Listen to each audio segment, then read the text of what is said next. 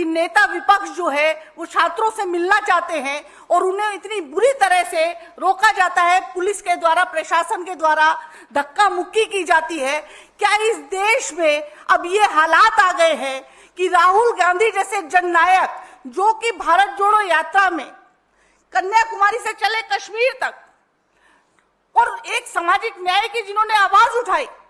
आज जिस क्रांति की आगाज जो उन्होंने किया, आज देश का बच्चा बच्चा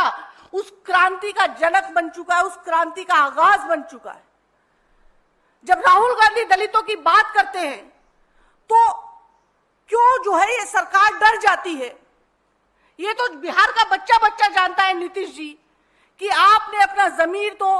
गिरवी रख ही दिया था सरकार के पास में, लेकिन क्या अब आप सरकार के चौकीदार भी बन गए कि आप राहुल गांधी, जो कि न केवल जननायक है, न केवल सांसद है, बल्कि नेता प्रतिपक्ष भी हैं, अगर वो उन छात्रों से मिलना चाहते हैं जो हाशिए में सबसे पीछे रखे जाते हैं, दलित छात्रों से मिलना चाहते हैं, उनकी समस्याएं सुनना चाहते हैं, तो ये सरकार इतना डर क्यों जाती है?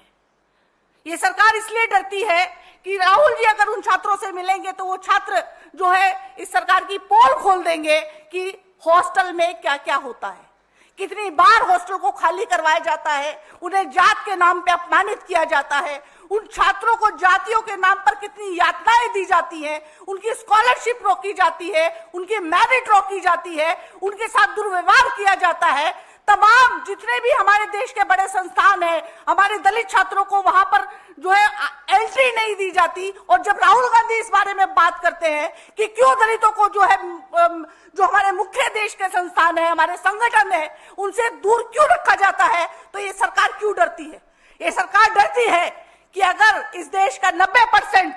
दलित, ओबीसी, पिछड़ा समाज अगर जग गया तो ये सरकार का तख्ता पलट देंगे, और सरकार अपना तख्ता पलटने से डरती है। इसलिए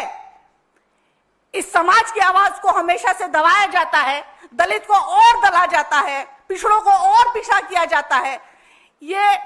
लेकिन राहुल गांधी ने जो एक इंकलाब की आवाज जो इस देश में उठाई, जब उन्होंने भारत जोड़ो यात्रा शुरू करी, वहां से ये इंकलाब उठा और आज इंकलाब उस मुकाम तक पहुंच गया है कि राहुल गांधी को अब किसी सरकार की परमिशन की आवश्यकता नहीं है। अब जो हमारे देश के छात्र हैं, जो दले गए हैं, जो हमारे देश के युवा हैं, जो दलित हैं, पिछड़े हैं, वंचित हैं, वो उनको हाथों हाथ उठाकर उस जगह पर लेके जाएंगे जहां पर उनकी जरूरत है। और इस देश में जहां भी अन्याय होता होगा, अत्याचार होता होगा, दलितों को पीछे रखा जाता होगा, उन पर अत्याचार होते होंगे, वहां वहां राहुल गांधी आपको दिखाई देंगे। और ये सरकार चाहे जितनी मर्जी कोशिश कर ले, राहुल गांधी को रोक नहीं सकती है।